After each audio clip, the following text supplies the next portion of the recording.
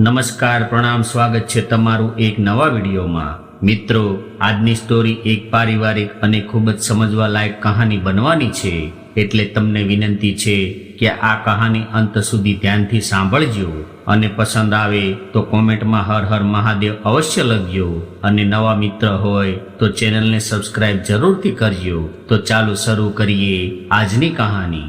અરે વાહ ભાભી, આજે તો તમારો એકદમ વટ પડી રહ્યો છે।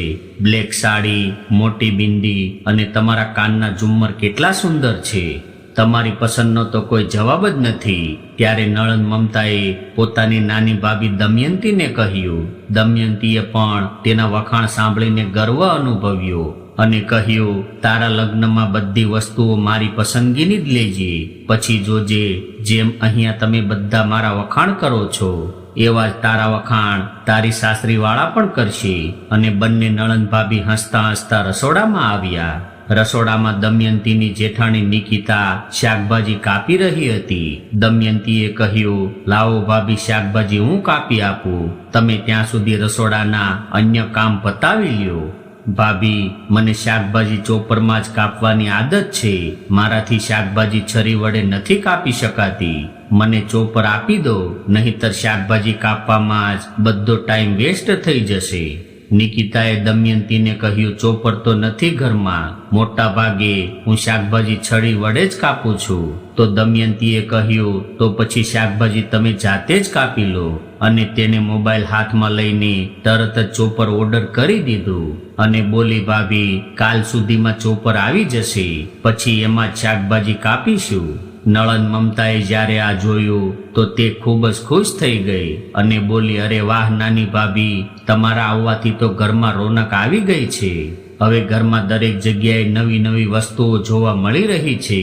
તમારા કપડાં, તમારી જ્વેલરી, તમારી બધી વસ્તુઓ કેટલી યુનિક હોય છે। આને જ તો કહેવામાં આવે છે સ્ટાન્ડર્ડ, નહીં તો મોટી ભાભી તો બસ જે હોય એમાં જ કામ ચલાવી લે છે।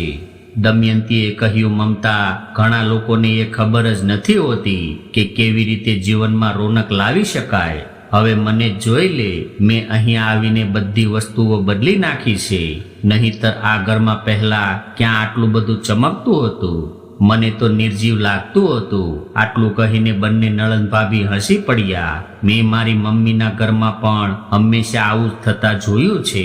જૂનો સામાન જલ્દી જલ્દી કાઢીને નવો લઈ આવે છે, જૂના પડદા પણ 2-3 વર્ષ થયા પછી તેને બદલી નાખે છે, જેથી ઘરમાં હંમેશા કંઈક નવું જ દેખાય છે। અને જો તું મારામાં પણ આ બધી આદતો છે મમતા, તું કદાચ નથી જાણતી, મારો ભાઈ રોહિત તો કપડાં પણ બ્રાન્ડેડ જ પહેરે છે। તે તેની બધી ખરીદી મોલમાંથી જ કરે છે અને કહે છે કે મોલનો સામાન જ સારો હોય છે। તેને પણ ઘરમાં બિલકુલ જૂની વસ્તુઓ પસંદ નથી, એટલા માટે સમયાંતરે કંઈક ને કંઈક બદલાવ કરતા રહેવું જોઈએ। મેં પણ તેને જોઈને પોતાના જીવનમાં બદલાવ લાવવાનું શરૂ કરી દીધું છે અને આજે જે લોકો મારા કેટલા વખાણ કરી રહ્યા છે, નહીં તો હું પણ મોટી ભાભીની જેમ ગોગા જેવી લાગતી અને લોકો મને કહેતા કે મને ફેશનની કોઈ ખબર જ નથી। નિકિતાએ કહ્યું, દમયંતી, જેટલી ચાદર હોય એટલા જ પગ ફેલાવવા જોઈએ, અન્યથા પગ ખુલ્લા રહે છે। મેં મારી જેટલી ચાદર હતી તેટલા જ પગ ફેલાવ્યા છે। મોંઘી મોંઘી વસ્તુઓ અને મોંઘો સામાન હું પણ લાવી શકતી હતી, પરંતુ હું જાણું છું કે મારા વધુ પૈસા ખર્ચવાથી ભવિષ્યમાં મોટી સમસ્યા ઊભી થઈ શકે છે। બીમારી અને ખર્ચો બોલીને નથી આવતો, પરંતુ જ્યારે તે આવે છે ત્યારે આપણો ના ઈચ્છવા છતાં પણ પૈસા કાઢવા જ પડે છે। એવા સમયે આપણી બચત જ આપણને ઉપયોગી થાય છે। તેથી મારું માનવું છે કે આપણે પૈસા બચાવવા ખૂબ જ મહત્વપૂર્ણ છે, જેનાથી આપણે મોટામાં મોટી સમસ્યાઓનો સામનો પણ સફળતાથી કરી શકીએ છીએ। હું વ્યર્થ ખર્ચમાં બિલકુલ વિશ્વાસ નથી કરતી। દમયંતીએ કહ્યું, ભાભી, તમારું આ જૂનું જ્ઞાન તમારી પાસે જ રાખો, તેની અમારે કોઈ જરૂર નથી। અને મમતા સામે હસીને બોલી, આમાં કહ્યા પ્રમાણે જો હું ચાલવા લાગીશ તો હું પણ તેમની જેમ ગોગા જેવી બનીને રહી જઈશ, જેમને ફેશન વિશે બહુ જ્ઞાન નથી હોતું, તેઓ આવી જ વાતો કરે છે। નિકિતાએ કંઈ કહ્યું નહીં। હજુ દેરાણી દમયંતીના લગ્નને માત્ર 1 જ મહિનો થયો હતો અને આવતા જ તેણે તેની સાસરીમાં બદલાવ લાવવાનું શરૂ કરી દીધા. નિકિતા જ્યારે ઘરની વહુ બનીને ઘરમાં આવી હતી ત્યારે સાસુ કંચનજીએ ઘરની તમામ જવાબદારીઓ મોટી વહુ નિકિતાના ખભા પર નાખી દીધી હતી, જેના કારણે અત્યાર સુધી ઘરનો તમામ સામાન, ઘર વખરીની વસ્તુઓ બધું નિકિતા જોતી આવી હતી. પણ દમયંતીએ આવતા જ હોલથી લઈને રસોડામાં સુધી બધી વસ્તુઓ બદલવાની શરૂ કરી દીધી. ક્યારેક દમયંતી કહેતી કે આટલું જૂનું ફર્નિચર ઘરમાં કોણ રાખે છે? આ સોફા કેટલા જૂના થઈ ગયા છે, આ દિવાલ ઘડિયાળ હવે સારી નથી લાગતી. આવું બોલી બોલીને તેણે ઘરની આખી કાયા જ પલટી નાખી હતી. અને હવે રસોડામાં પણ એ જ બદલાવ ચાલુ હતો.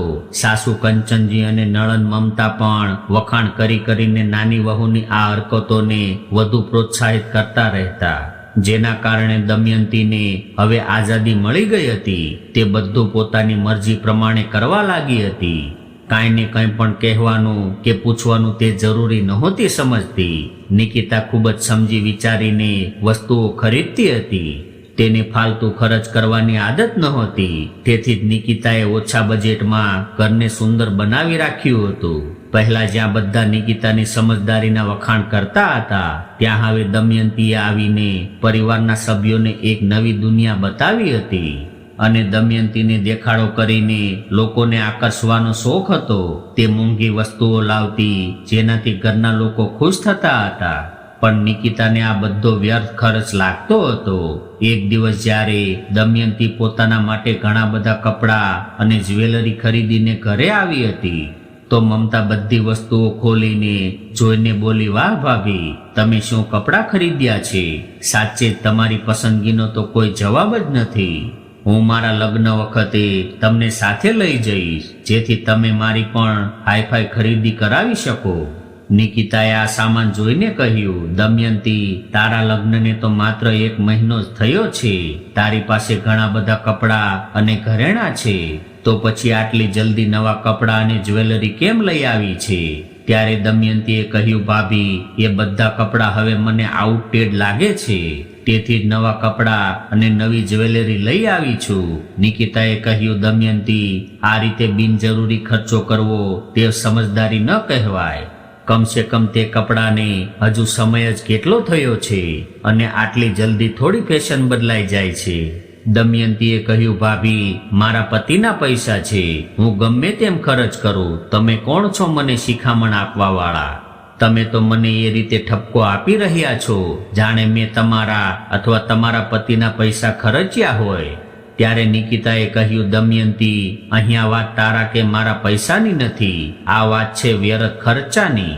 જો તું આ ફાલતુ ખર્ચ કરવાને બદલે પૈસા ભેગા કરવાનું શરૂ કર, તો તું જાણી પણ નહીં શકે કે એક દિવસ તું કેટલા પૈસાવાળી બની જઈશ. કારણ કે ટીપે ટીપે જ ઘડો ભરાય છે.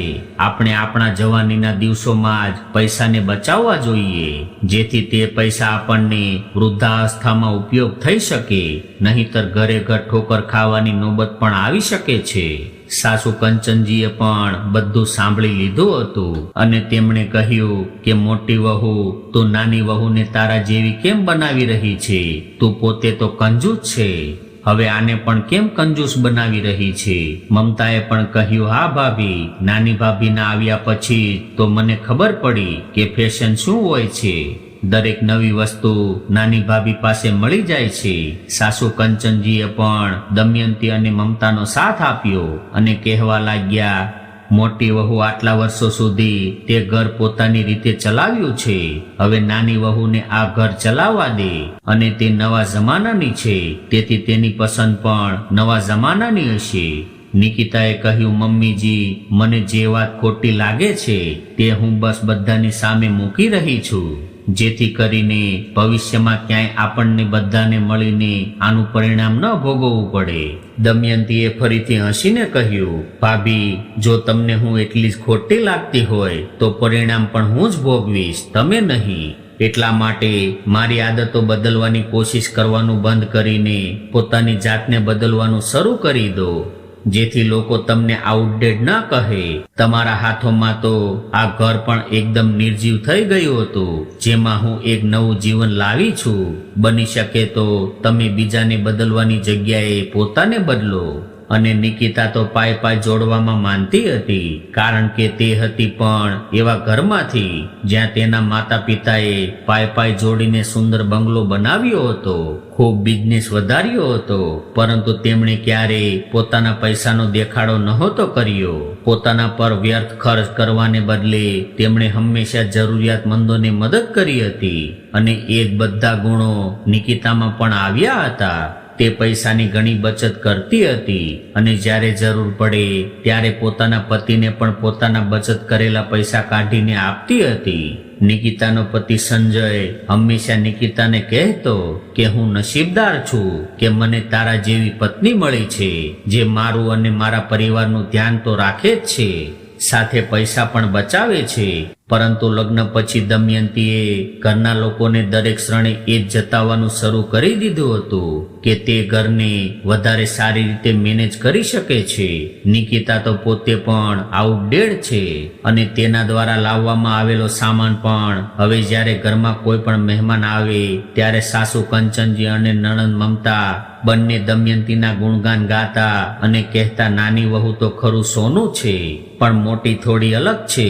મોટી વહુને પણ નાની વહુના રંગમાં રંગાવવાની જરૂર છે, પરંતુ તેને તો પોતાની જૂની વસ્તુઓ અને જૂના સામાનનો જ લગાવ છે. તેને સમજાવવાનો કોઈ ફાયદો પણ નથી, કારણ કે તેને લાગે છે કે તે તેની જગ્યાએ સાચી છે. તે જમાના પ્રમાણે કેવી રીતે ચાલવું તે નથી આવડતું. હજુ પણ જૂના જમાના જેવી વાતો કરે છે. અરે, આજના જમાનામાં પણ કોણ આવી રૂઢિચુસ્ત વાતો કરે છે?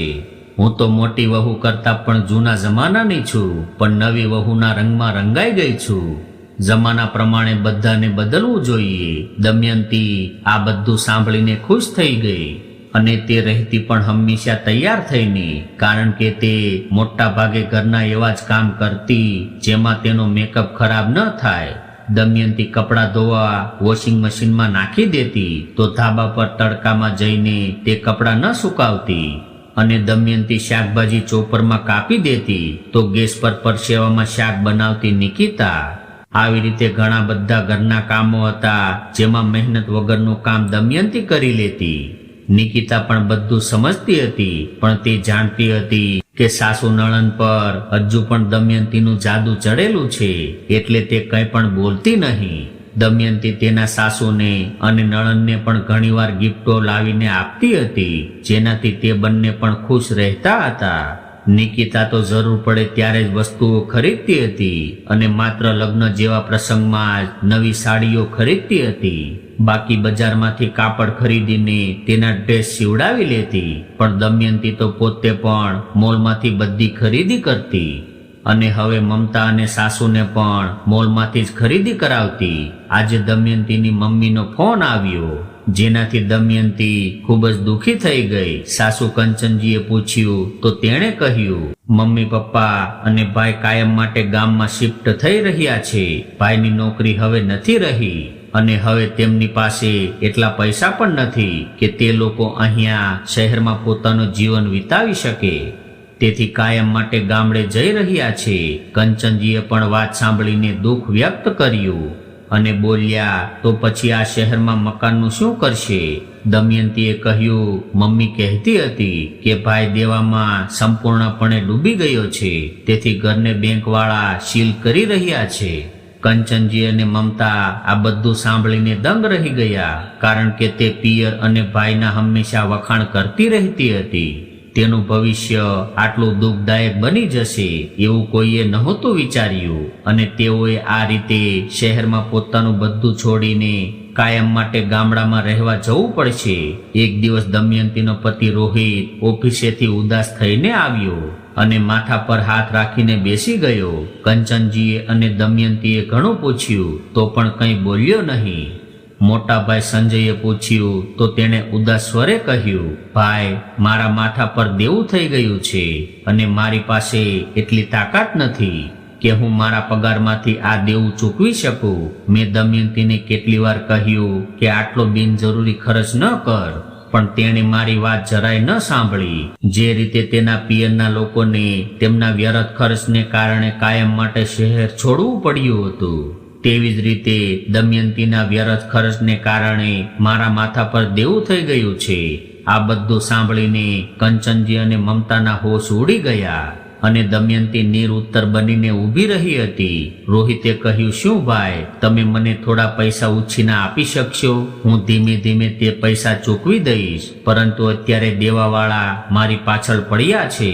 સંજયે કહ્યું, રોહિત, હું પણ તો તારી જેમ એક ઓફિસમાં કામ કરું છું. અત્યારે હાલમાં જ મારી પાસે ક્યાંથી પૈસા આવશે?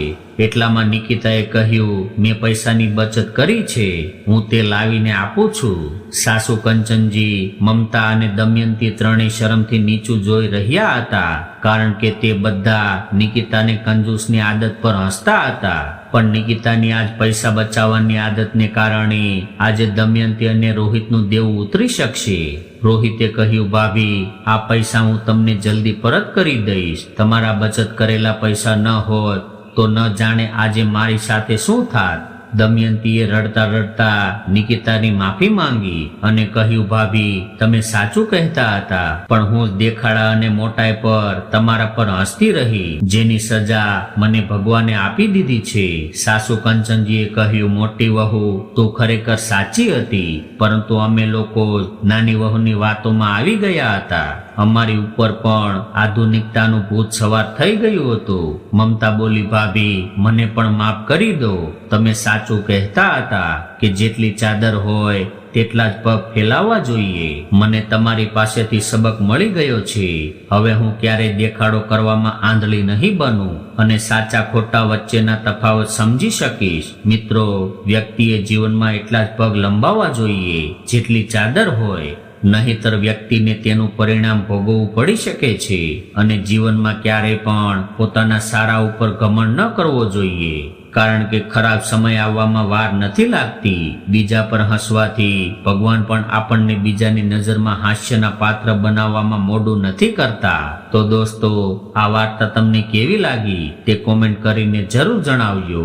અને પસંદ આવી હોય તો વિડીયોને લાઈક, શેર અને સબસ્ક્રાઇબ જરૂરથી કરજો. ફરી મળીશું આવા જ એક વિડીયો સાથે. ત્યાં સુધી બધા મિત્રોને જય શ્રી કૃષ્ણ. હર હર મહાદેવ.